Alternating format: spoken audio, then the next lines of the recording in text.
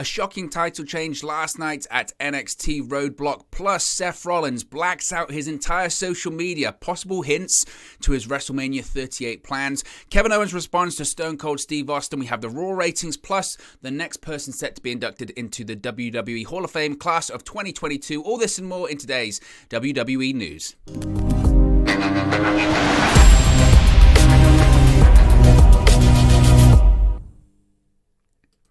Hey guys, welcome back to Wrestle News 365. Hope everyone is doing very well. As always, there are plenty of news stories to get into today. So let's talk about NXT. We don't talk a lot about NXT in the WWE News, or should I say NXT 2.0, excuse me. The reason we don't really talk about it that much is because in terms of continuity, not really a lot happens anymore. But last night we saw some big news because we have a new NXT champion, and it's not even someone from the NXT roster, because Dolph Ziggler, yes, is the new NXT champion. Dolph Ziggler is the new WWE NXT champion. The main event of last night's NXT Roadblock special saw Ziggler win the title by defeating Tommaso Ciampa and former champion Bron Breakker in a triple threat match. Now, the finish of the match saw interference from Robert Roode, allowing Ziggler to get the pinfall victory on Ciampa. Now, of course, this is Ziggler's first ever title reign in NXT. Breakker won the title back at New Year's Eve on January 4 by defeating Ciampa. Breakker held the title in his first reign for only 63 recognized days, which is significant because I think a lot of people assumed it was going to be a much longer reign, but I think now, and I think a lot of people are kind of coming to a similar conclusion here, there's kind of a couple of ways that this one's going to play out, in my opinion. First of all, you could say that the way this is going is that they just did the title change because they want to build up NXT Stand and Deliver, right? That's WrestleMania weekend. Well, it's the day of WrestleMania. It's WrestleMania Saturday, WrestleMania Night 1. So I think some people are thinking, did they have Ziggler win the bout just so he can probably drop it back to Bron Breakker during WrestleMania weekend? That's a possibility. And then you have a big moment for Bron Breakker in an arena as opposed to the NXT arena in Orlando, Florida at the Performance Center. Maybe that's what they're doing, and that is a possibility. Or are we actually looking at a situation whereby Vince McMahon, who we know has a much greater influence on NXT now, whilst he's not at any NXT television tapings or he's not really involved in the writing of the show, he oversees it way more than he ever used to, and he's very much in control of, I want you to push this guy, I want you to feature this guy, this should be his gimmick, all of that kind of stuff. So in his eyes, in his mind, the transition to the main roster is far smoother than it was previously because he's involved from the ground up as opposed to just getting a gimmick which he wasn't actually sure about. So because of that, I think that Vince McMahon, of course, he's had his eyes on Bron Breakker for a while. Bron Breakker was at Raw on Monday, looked incredibly impressive, and I think Vince McMahon said, you know what? Get the belt off him. Get the belt off him because this guy is coming to the main roster permanently very, very soon. Now, I don't think last night's the end of Bron Breakker's run in NXT, but I think it's the beginning of the end. I think realistically, what we're probably looking at is Bron Breakker versus Dolph Ziggler at NXT Stand and Deliver. That's going to be the main event. Frankly, I think Bron Breakker loses. I really do. I think Bron Breakker loses, and that's his transition, go off into the main roster. He's ready. To be honest, it's crazy considering that he's actually only been on NXT television for less than a year, and he's already more than ready for the main roster. He's a star. He's got the look. He's got charisma. He's going to be a big deal for WWE. I have no doubt about it. So he's going to be going to the main roster. The question then becomes, who takes the title off Dolph Ziggler? And I don't know. I don't know. And you know what? I'm not against this. I'm really not against this. The reason I'm not against this is because what else would Dolph Ziggler be doing right now? What is there left for him to do in WWE? We've already established that this guy isn't going to be world champion. He's not going to be universal champion. He's not going to be WWE champion. That time came and went. He should have got way more of a main event run, but he didn't because those in WWE saw him a certain way and they still see him a certain way. Now, because he's older, he's a tag team guy, he's a utility guy. For a longest time, he was the guy that when you got called up from NXT, you beat in your first feud, whether it was Nakamura or whoever. That was Dolph Ziggler's role. And occasionally, you just slip him into a WWE Championship picture like he did with Kofi Kingston or he did with Drew McIntyre or whatever. He's that guy that can kind of just do a bit of everything, but he's a company guy.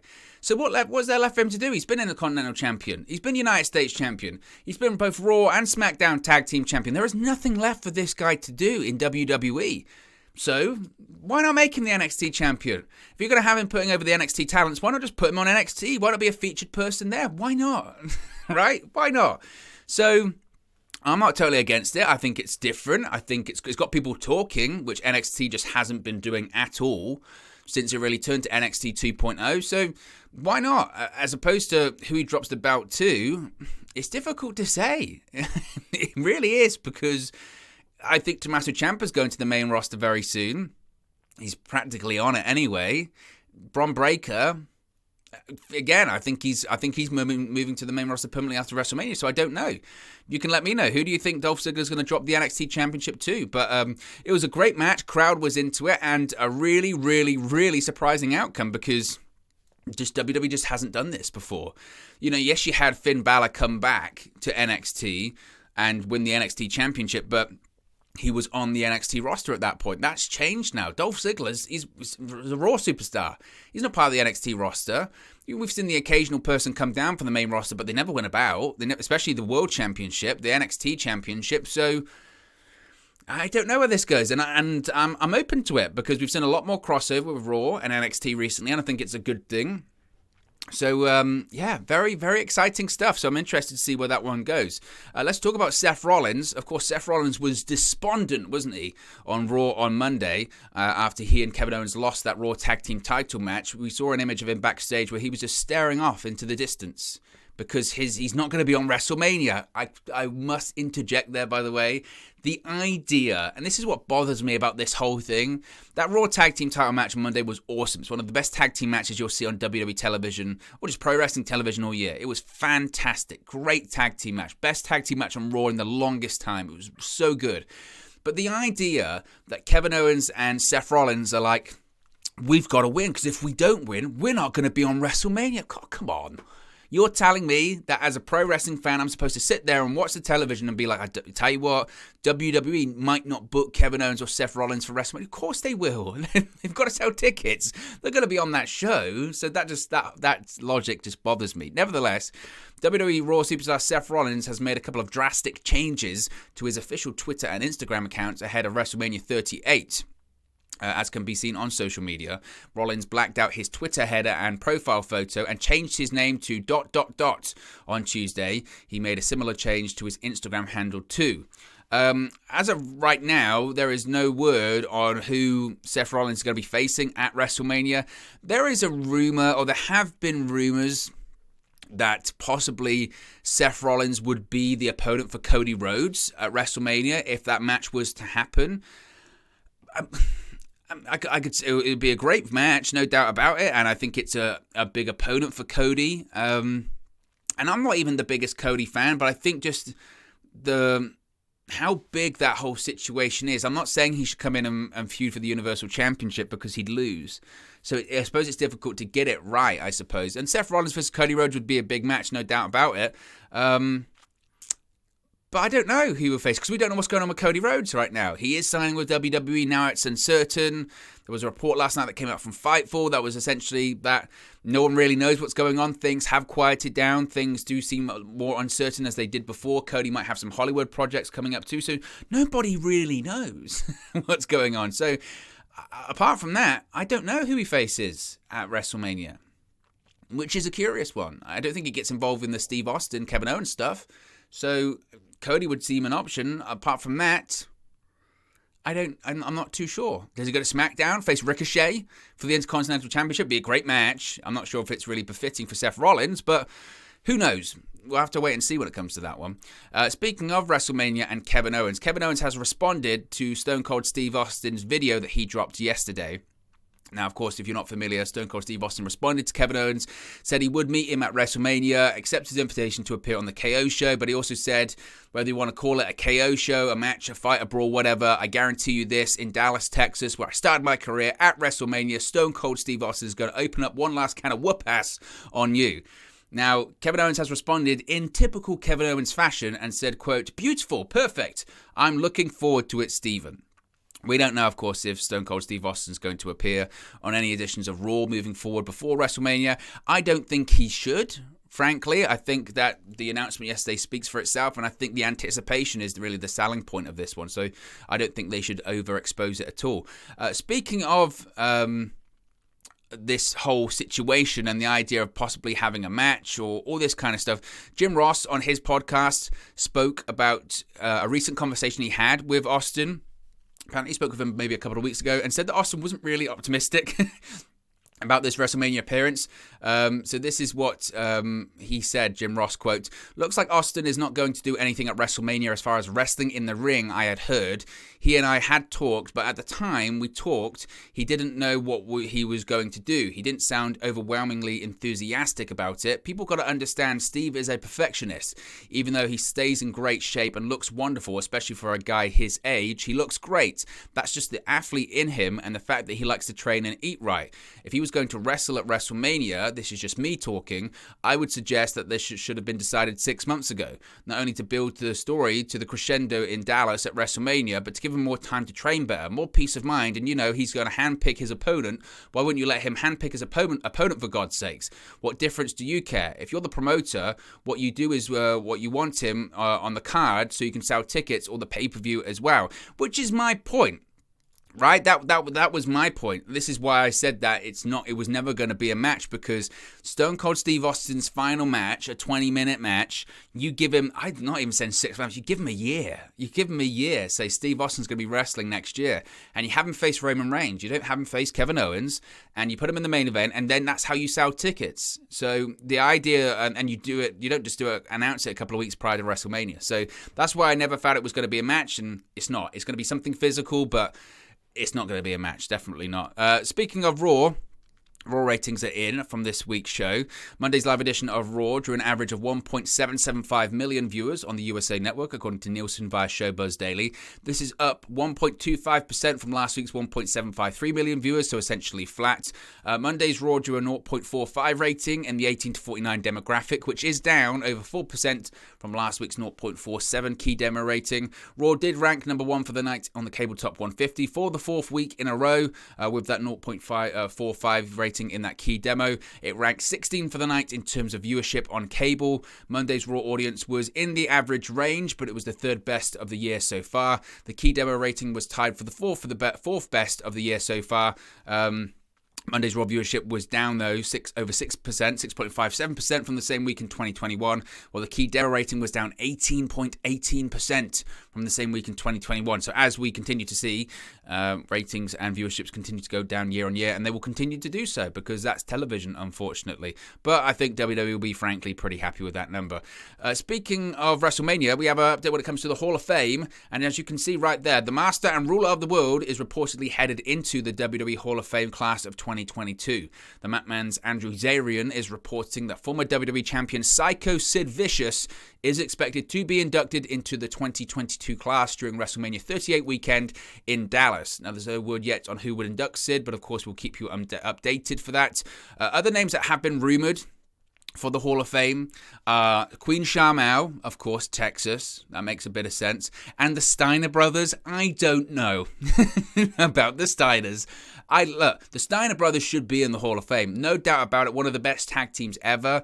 Rick Steiner has been at WWE shows recently, right? Because he's the father of Bron Breakker, and he should be called Rex Steiner, but he's the father of Bron Breakker. He was there when Breakker won the NXT Championship, got in the ring with him, hugged him, and all that kind of stuff. Scott Steiner is the issue. He has been persona non grata for WWE for a long time, particularly after the whole Hulk Hogan stuff and confronting him in the airport, threatening to hurt him and his now ex-wife at the time. So we don't know. I mean, to the point where Scott Steiner was that image leaked out of images or people that weren't allowed to appear on the Thunderdome. You know, when people initially were putting up pictures on the Thunderdome, one of them was Scott Steiner. So I don't know if that's changed. Maybe the whole Bron Breakker situation has changed. I don't know. But Sid Vicious, look, a lot of people talk badly about Sid over the years, whether it's the Arn Anderson thing, which or the leg break, or the promos, or softball, or the injuries, all that kind of stuff. Sid for me is one of those guys. I always enjoyed him. And I think people forget. End of 1996, early 1997, Sid was one of the most over guys in the company. 100% he was one of the most over guys in the company. When he would come out, when he was WWE champion, his music would play, he'd get a pop. And there was every single person on the barricade wanted to get the fist bump from Sid. He was over. He was over. And I mean, his career is such a strange and anomalous one as well, because this is a guy, he's main evented 2 WrestleManias. He's main evented 2 WrestleManias, and the years that he main evented the 2 WrestleManias, he left the company later on that year. That's Sid. He is a different guy, but you can't question. People can say bad matches or whatever. He was over. He was, especially, again, at the end of 96, beginning of 97, this guy was over. 100% this guy was over. And he deserves to be in the Hall of Fame. I know a lot of people have had bad interactions with him and all that kind of stuff, and that's fair. But in terms of his contributions to the business and his career, he deserves to be in the Hall of Fame. I really do think so. Speaking of the Hall of Fame as well, though, some of the WWE Hall of Fame inductions are reportedly set to be digital this year. On the latest edition of the Wrestling Observer radio show, Dave Meltzer noted that certain Hall of Fame inductions are set to be done digitally. This is down to time constraints, with the show only being set for 90 minutes, which will directly follow SmackDown. Because of that, WWE is considering having some inductees not actually be part of the physical ceremony, and it will be done digitally. Of course, The Undertaker is a headline name for the class of 2022. Other names that have been announced so far, of course, Vader is going to be inducted posthumously, and the other name reportedly, as we mentioned, is Psycho Sid. I mentioned other names rumored are the Steiner brothers and Queen Sharmell, but of course we'll keep you updated when it comes to that. Finally, speaking of WrestleMania, we have an update when it comes to WWE's WrestleMania plans. WWE is hoping to have all of their WrestleMania 38 plans locked in next week. Dave Meltzer reported on the latest edition of Wrestling Observer Radio. Meltzer noted that next week is set to be a big one for the company in terms of setting up the matches and what fans can expect from the 2-night event. The annual Andre the Giant Memorial Battle Royale was also discussed. Typically, this bout has taken place on the WrestleMania card, on the main show or the pre-show since 2014. However, the match might not actually be happening during WrestleMania this year.